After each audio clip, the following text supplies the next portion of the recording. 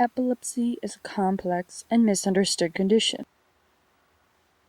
Epilepsy treatment options vary widely depending on what type of epilepsy the patient is suffering from, how often seizures occur, and how greatly the seizures are affecting their everyday life.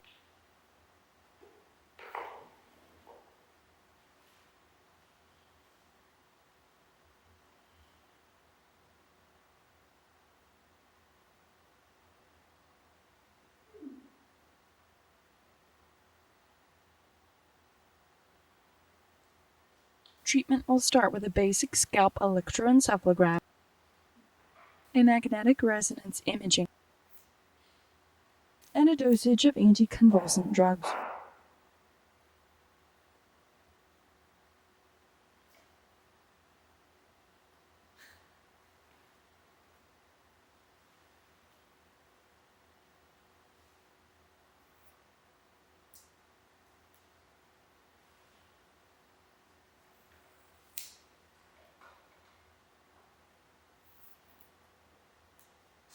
Drug adjustment, including addition or removal of different drugs, will take place until the seizures stop for a long period of time, or until the minimal amount of seizures possible occurs without remission and is deemed drug-resistant epilepsy.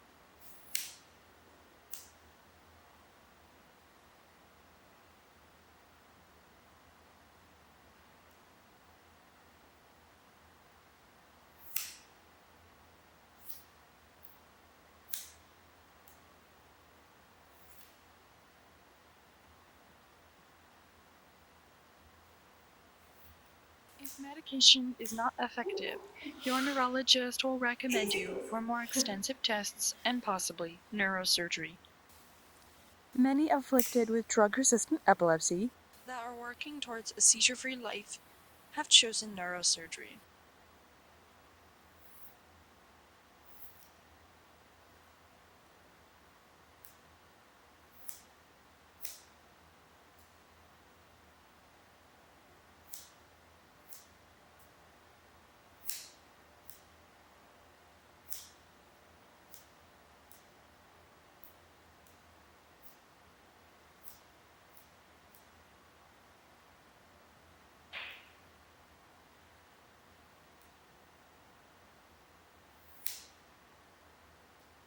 This process can be long and includes many tests such as electroencephalogram, magnetic resonance imaging, computed tomography scans, WADA tests, stereoelectroencephalography, brain mapping, etc., before deciding on how to proceed with treatment.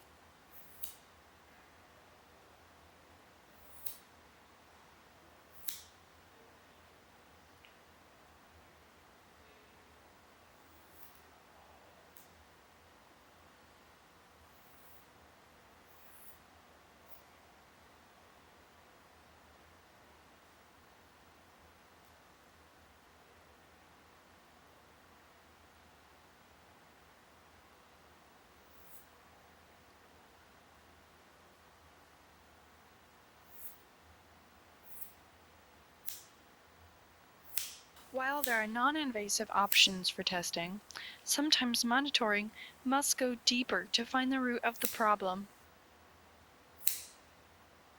On the neurosurgery path, you may find answers to treatment sooner than others, or it may take going through every test in the book.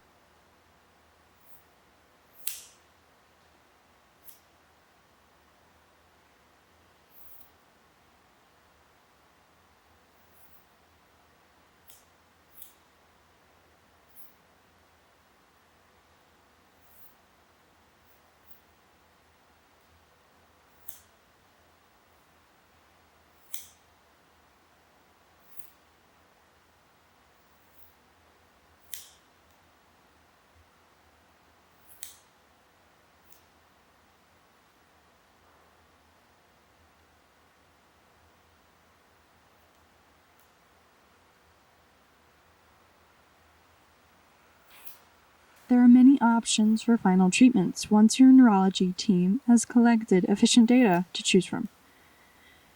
Although not every treatment is right for you, depending on your specific condition and where the problem is originating from.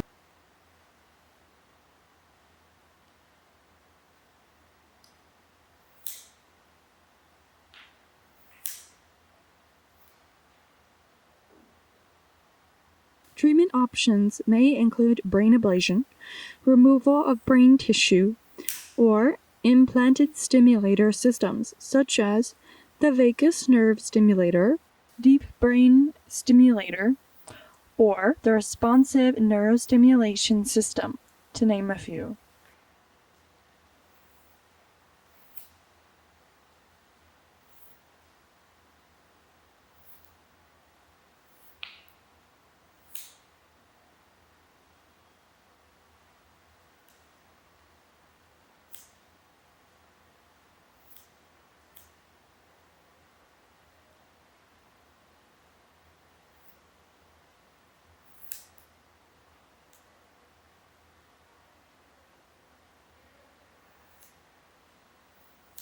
For young children whose brains are constantly developing and are so impressionable, it is common to resort to a stimulation system before any invasive brain surgery, be it tests or treatment.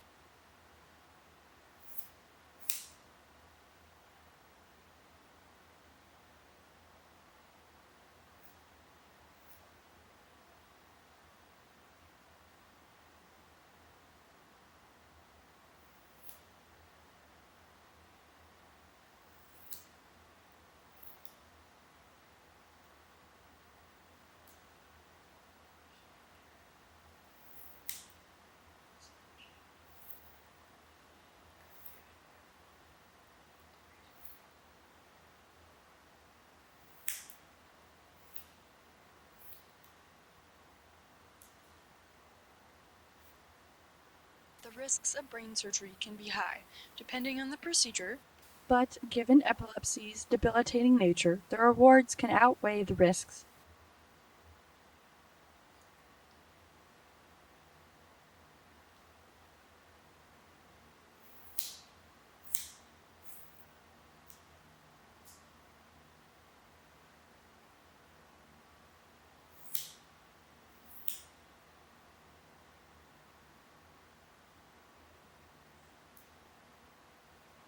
When going through neurosurgery, it is important to find an outlet for grief and stress.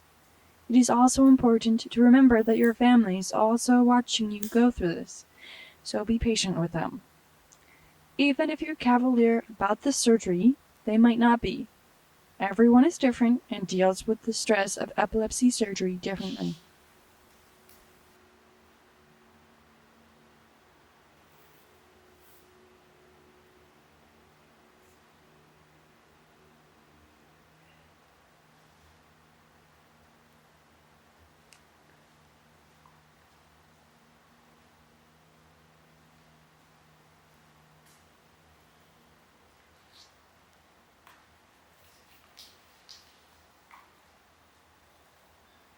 If you choose neurosurgery, you will probably have to lose some hair, even if only a trim.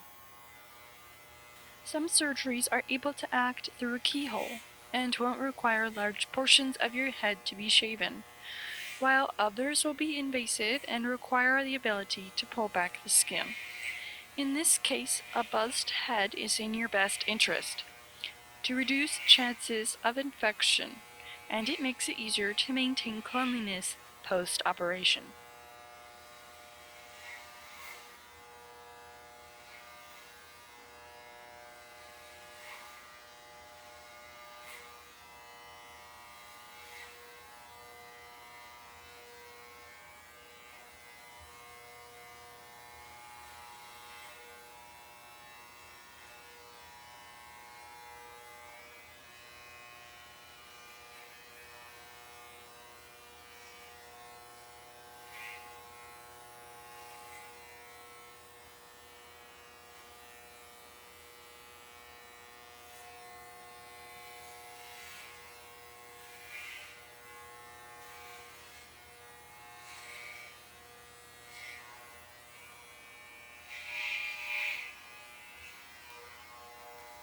A stereoelectroencephalography includes the use of depth electrodes.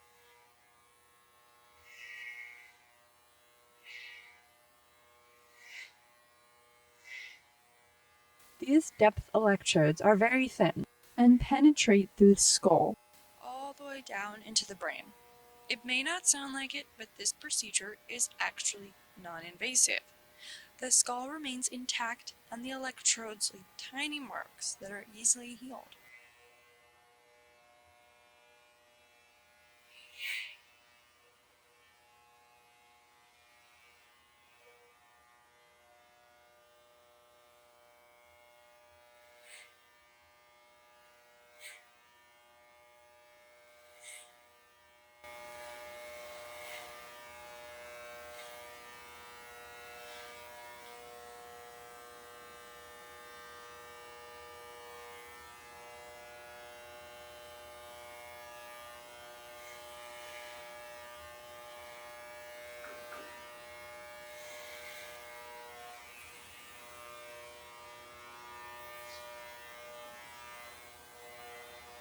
A very small amount of hair removal at the site of each electrode is done to reduce infection.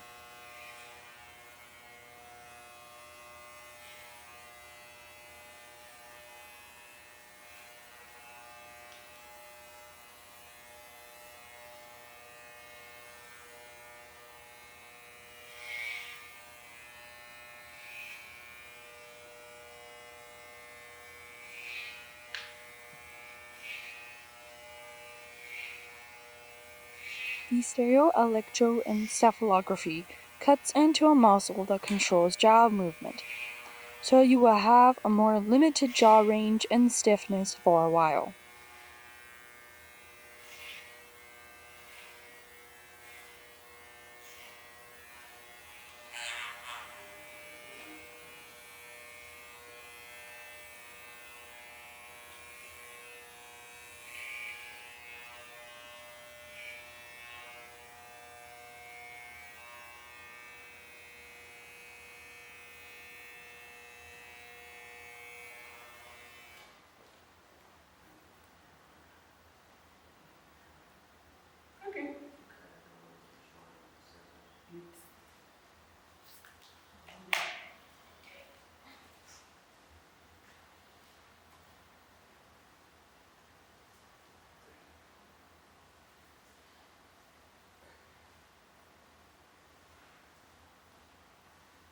Some procedures utilize robots during surgery to increase accuracy on delicate operations.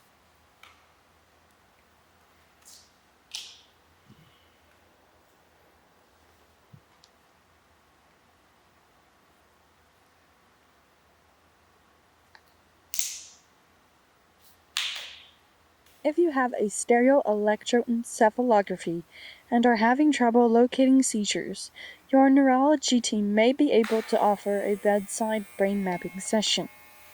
This does not take long and can be done with your already implanted depth electrodes. This is done by stimulating the electrodes to induce a seizure or seizure-like behavior. This will tell them how close they are to the problem area.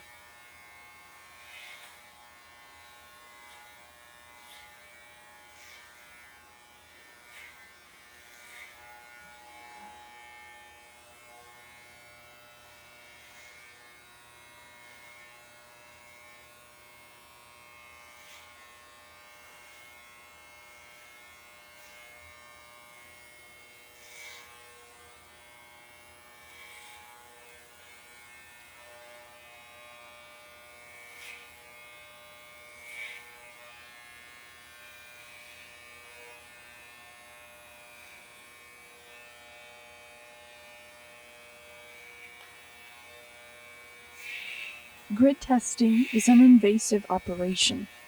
This surgery requires large access to the brain because the surgeon places a grid of electrodes directly onto the brain.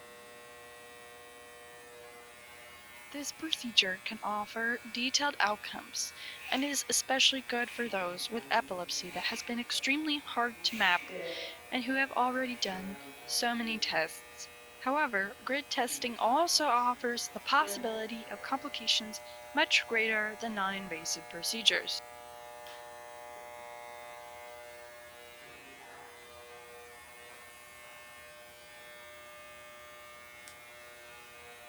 Do you need it too?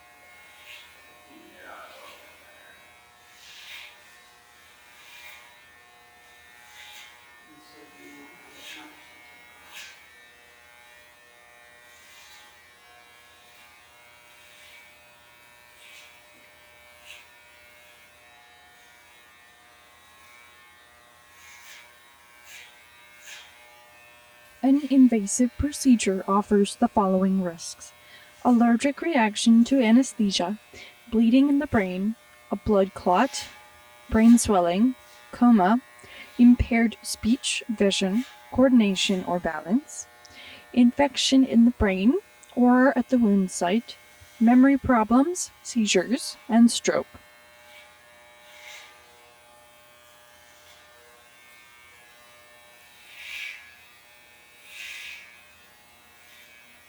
There are different percentages for each of these complications, and depending on your current and past health conditions, so talk to your doctor before making a decision.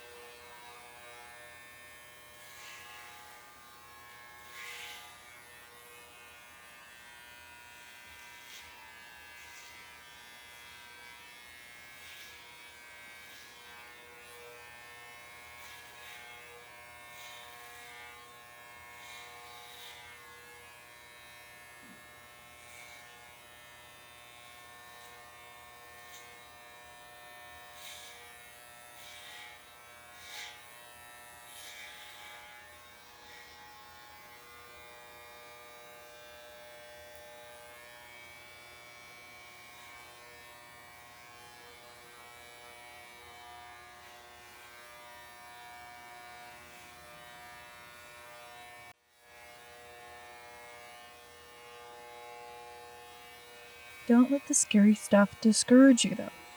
Working towards a seizure-free life can be difficult, but it is worth a look into. There are new treatments always in development, so ask questions. The treatment for epilepsy was not the exact same today as it was 10 or 20 years ago. We're gonna do this for a while. I used to always like feeling when I was okay. You got a little carried away with the scissors. Am I back? No.